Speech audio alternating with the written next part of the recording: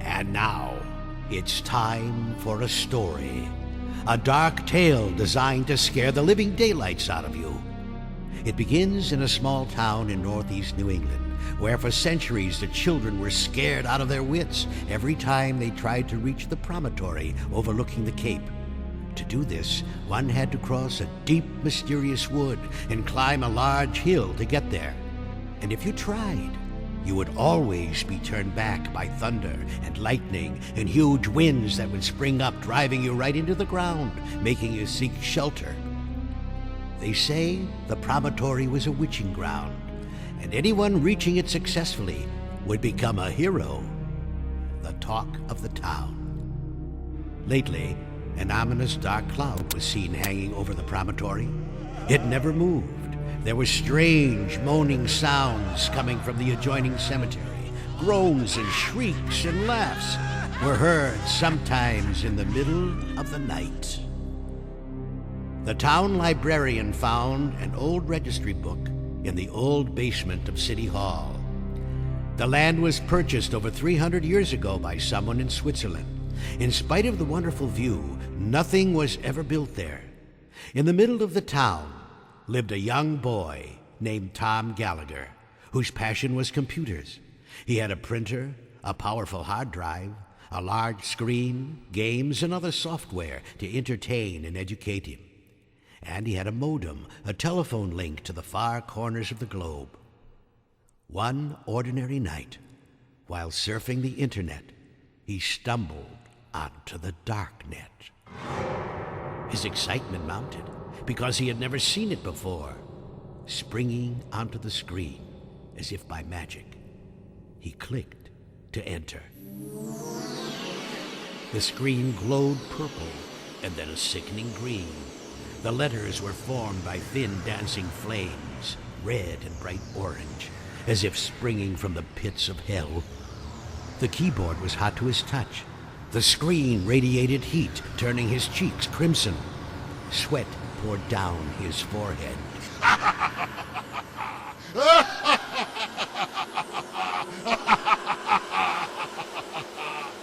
Suddenly, a demonic figure appeared on the screen, calling Tommy by name. Tommy! Tommy! It was an ever-changing shape. First huge and menacing, its lips leering and snarling. A hump appeared on its back and suddenly disappeared.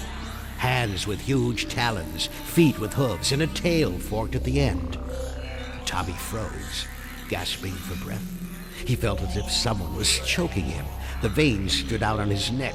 His eyes bulged out of their sockets. A horrible weight pressed on his chest. He felt like he was ready to explode. Suddenly, the figure began to speak in a melodious voice, almost beautiful, and his form changed to that of a stately cloaked figure with a plumed hat. His beauty was bewitching, his voice beguiling. He spoke of the wonderful discoveries awaiting our hero on the dark net if he pledges himself to obey its secrets. Tommy began to relax as he heard the words. Welcome again, Tommy, to the dark net. A soothing, hypnotic joy filled his being. The figure spoke on, telling the boy that he would give him safe passage through the dark wood to the top of the promontory, and that he would be the first in 300 years to reach that goal. Once there, he would meet with the spirits of the mountain and learn all the mysterious secrets of the dark net. Tommy, in a trembling voice, asked, "Who are you?" The voice told him that he was a friend of all who seek a higher state of life. "But who was that devil-like creature I first saw?" asked Tommy. That question will be answered when you reach your goal on the mountain. Then you will learn all there is to know. Tommy always desired to be the first to reach the top of that promontory, and he was drawn deeper and deeper into the spell cast by that dark net figure. And now, in a trance, he waited to hear more. He was told to stand alone at the edge of the graveyard leading into the dark wood the next day at twilight and wait for the sun to descend and the last rays of light disappear beyond the horizon, he would hear this sound of a flute playing a magic song. He must follow the sound, which would lead him through. And now, the figure slowly faded away, and then the screen turned black. The next morning, Tommy awoke with a start and rushed to the computer as if not believing what he had seen. Was it a dream? He tried to access the dark net. Strangely, the screen would not respond.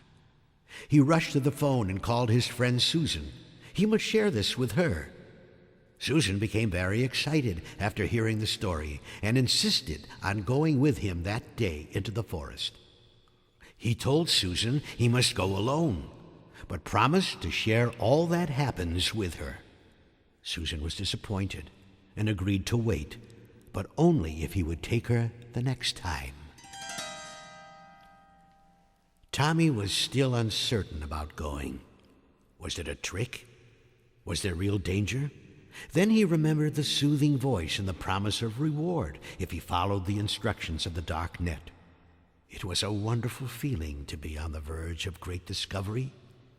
He would go, and he would triumph. And now it was twilight, and the owls sent messages through the trees. The bats were out of their caves. A horned moon was hanging pale in the sky. The sun slowly descended, and the fading light vanished into blackness. Tommy stood breathless at the edge of the graveyard, ready to begin his journey. He moved toward the sound of the flute, moving stiffly through the graveyard. He was surrounded by strange, chilling, diabolical sounds. What could it be? His heart was pounding. Something was tugging at his arm. A hand from a grave? Oh, it was only a branch. He froze. Footsteps. Was he being followed? Gosh, what kind of a cat was that? Tommy began to run through the forest, branches magically moving away, making a path. He was going through. He would make it. There was a ghostly, hazy light at the top of the promontory. He could hear the faint sound of the surf below the cliff. Hello? Is anyone here? Master? No answer. He was alone in the clearing, and in the center was a stone slab surrounded by a circle of white stones. Suddenly, an invisible force threw him on his knees. He desperately struggled, but he couldn't move. And then, suddenly out of the air, he heard, The demons of darkness are around you. You are kneeling in front of the sacrificial altar. You have been chosen by us to become the messenger of death. Close your eyes and listen. The demons in your world are made, not born. Demons are chosen to execute the work of the devil. To become a demon, you must do the most evil deed of all. You must kill. You must murder. Suddenly, the booming voice stopped, and a voice whispered in Tommy's ear. You, Tommy, have been chosen to become a demon. You have been first to become one using the dark net. First you, Tommy, and then millions of others will become demons. Then the entire universe will be in our control. Think of it as a universe of demons, and then he who is most low will rule forever.